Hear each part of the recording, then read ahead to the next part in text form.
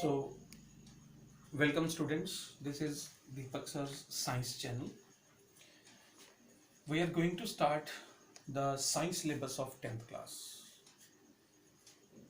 जिसमें chemistry, physics और bio तीनों के तीनों सब्जेक्ट्स मैं करवाऊंगा।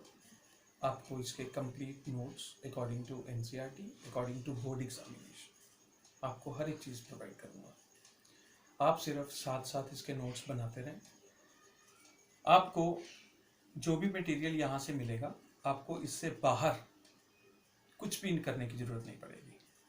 नोट्स नोट करते जाओ, रोज़ के रोज़ उसको करते जाओ।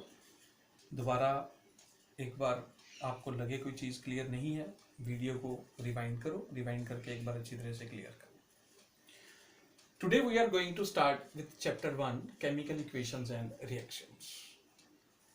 स्टूडेंट्स, 9th क्लास में हम लोगों ने पढ़ा था कि दो प्रकार की चेंजेस होती हैं, फिजिकल चेंज और एक केमिकल चेंज। क्योंकि हमारा ये सारे का सारा चैप्टर केमिकल चेंजेस पर बेस्ड है, तो हम सिर्फ केमिकल चेंजेस की बात करेंगे। केमिकल चेंजेस, जैसा कि हम लोगों ने 9th क्लास में पढ़ा था, कि वो चेंजेस हैं जो परमानेंट और इरिवर्सिबल हैं। जो परमानेंट और इरिवर्सिबल, परमानेंट और इरिवर्सिबल का मतलब है कि अगर एक बार कोई सब्सटेंस अपनी दूसरी फॉर्म में चेंज हो गया तो दोबारा उसको अपनी ओरिजिनल फॉर्म में नहीं लाया जा सकता। फॉर एग्जाम्पल, कुछ केमिकल चेंजेस तो हमारे इर्द गिर्द डेली लाइफ में होती हैं, जैसे हमारे द्वारा खाए गए फूड का डाइजेस्ट होना, हमारे डाइजेस्टिव सिस्टम का हमारे द्वारा खाए गए कॉम्प्लेक्स इनसॉल्युबल फूड मटेरियल को सिंपलर और सॉल्युबल फॉर्म में कन्वर्ट करना। Digestion of food chemical process. Chemical process क्यों है? Because it is brought about with the help of certain chemical substances called as enzymes. We will discuss it in life processes. Respiration process, आपके द्वारा खाया गया खाना absorb होने के बाद ब्लड सारे के सारे बॉडी सेल्स तक लेके जाता है। वहां पर ऑक्सीजन ग्लूकोज को ऑक्सीडाइज करके एनर्जी रिलीज करती है। उस एनर्जी का यूज वेरियस लाइफ प्रोसेसेस को कैरी आउट करने के लिए हमारे द्वारा किया जाता है। वो सारी रेस्पिरेशन प्रोसेस है, ये भी एक केमिकल चेंज है। आपने देखा होगा रस्टिंग ऑफ आयरन अपने घरों में। आयरन जब ओरिजिनल फॉर्म में होता है तो ग्रे कलर का है, बट अगर उसको atmospheric factor such as oxygen, water, moisture content इसके प्रति एक्सपोज किया जाए तो ग्रे कलर ब्राउन में चेंज हो जाता है। That is what we call it as corrosion और rusting. Then fermentation of grapes. आपने कई बार देखा होगा, ग्रेप्स अगर आप फ्रिज में नहीं रखते, बाहर रखते हो, या 3 या 4 दिन के बाद ग्रेप्स अपने आप काले पड़ने शुरू हो जाते हैं, वो फर्मेंटेशन है।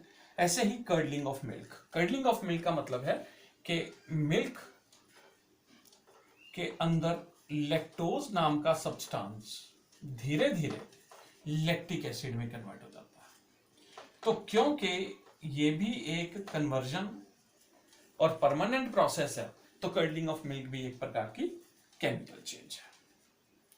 अगर हम लोग अपनी बुक के अंदर फर्स्ट एक्टिविटी को देखें, activity 1.1 which is about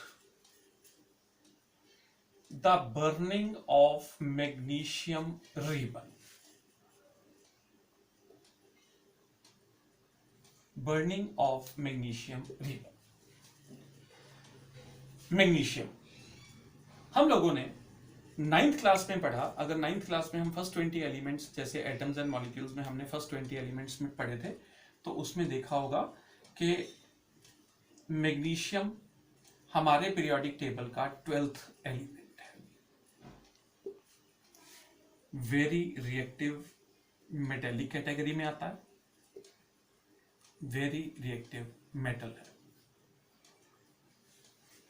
labs में हम लोगों को, इन लैब्स हम लोगों को मैग्नीशियम रिबन की फॉर्म में अवेलेबल होता है। Got it? लैब में हम लोग एक एक्टिविटी कैरी आउट करवाते हैं which is burning of magnesium ribbon. हमारे सिलेबस की भी फर्स्ट एक्टिविटी है the activity of burning of magnesium ribbon. Video pause करके यहां तक पहले सारा नोट कर लें। नाउ एक्टिविटी 1.1 तो मैग्नीशियम रिबन की बर्निंग करते समय हम लोगों को प्रिकॉशंस क्या क्या लेनी है। बहुत बेटा ध्यान से सुनना, इन सारी चीजों को एज सच अपनी कॉपी में नोट करते जाना। इससे ज्यादा आप लोगों को मटेरियल कहीं से भी नहीं मिलेगा और ना ही आपको इससे ज्यादा कहीं से ढूंढने की जरूरत पड़ेगी। तो प्रिकॉशंस, पहली बात, before burning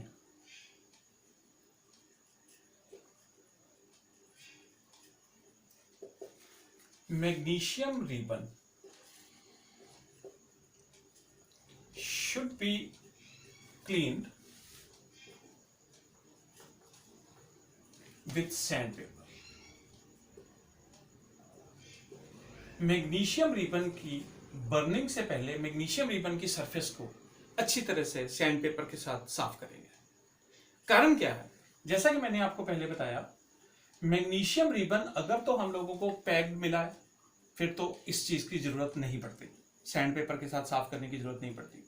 but by chance अगर लेबोरेटरी में मैग्नीशियम रिबन एक्सपोज्ड है तो हम लोगों को मैग्नीशियम रिबन पहले साफ करना पड़ेगा। उसका कारण क्या है? उसका कारण सिंपल ये है, being highly reactive in nature,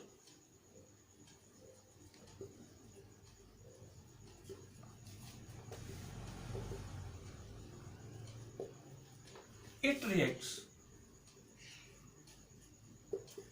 very quickly with atmospheric factors such as oxygen, carbon dioxide, moisture, etc. If it comes in contact with oxygen, अगर ये ऑक्सीजन के कांटेक्ट में आ जाए तो क्या होगा? ए protective oxide layer,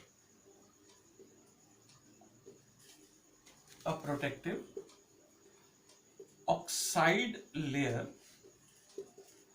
is formed on its surface,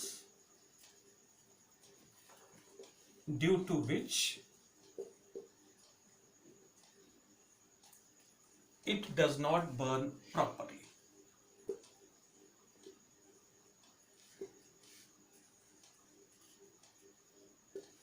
That's why it has to be cleaned.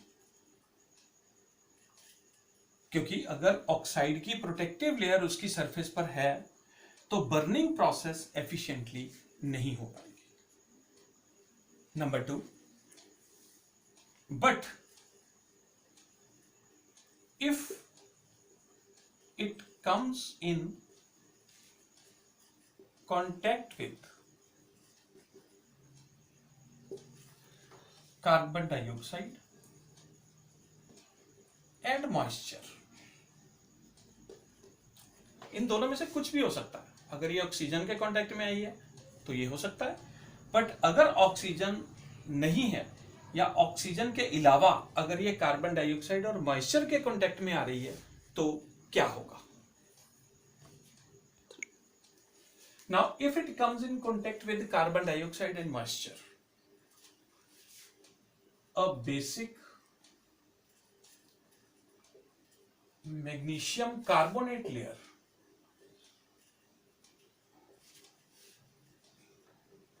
is formed on the surface of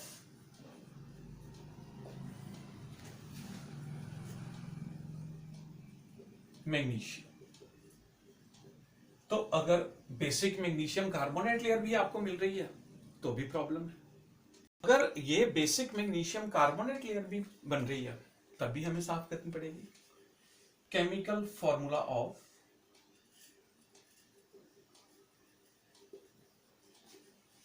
basic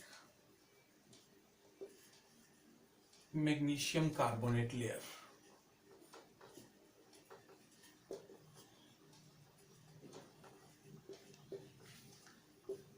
is MgCO3 dot MgOH twice। तो बेटे अगर ऑक्सीजन के कांटेक्ट में आ रही है तो ऑक्साइड की लेयर बन जाएगी, अगर ऑक्सीजन के कांटेक्ट में ना आकर कार्बन डाइऑक्साइड और मॉइस्चर के कांटेक्ट में आ रही है तो ये वाली लेयर बन जाएगी। कुछ बुक्स के अंदर ऑक्साइड लेयर को प्रोटेक्टिव लेयर कह दिया, कुछ बुक्स के अंदर ये कह दिया, पर हैं ये दोनों ट्रू। तो चाहे ऑक्साइड लेयर है चाहे बेसिक मैग्नीशियम कार्बोनेट लेयर है, जब तक ये दोनों में से कोई एक भी लेयर मैग्नीशियम के ऊपर रहेगी तब तक मैग्नीशियम की बर्निंग प्रॉपरली नहीं हो पाएगी। तो इन्हीं प्रोटेक्टिव लेयर्स को खत्म करने के लिए या हटाने के लिए मैग्नीशियम रिबन को पहले अच्छी तरह से सैंड पेपर के साथ रब करके साफ करना पड़ेगा।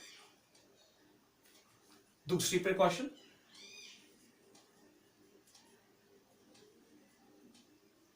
Precaution number 2, try to keep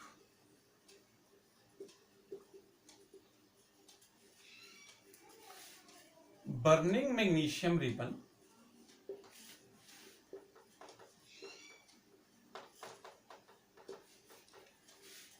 as far as possible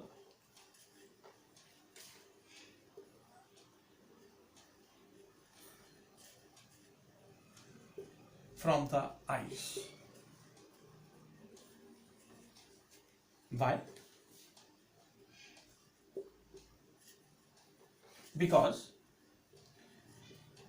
magnesium ribbon burns with a dazzling white flame।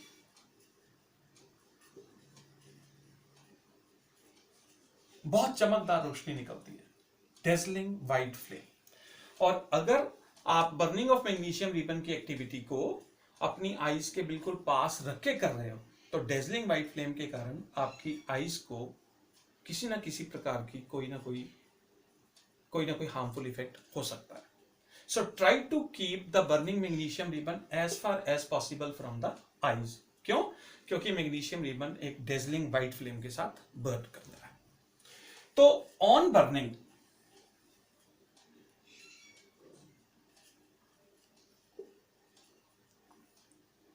Magnesium ribbon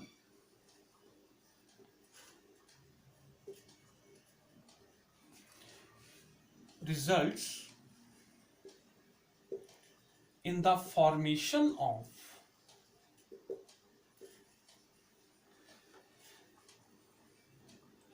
white powdery substance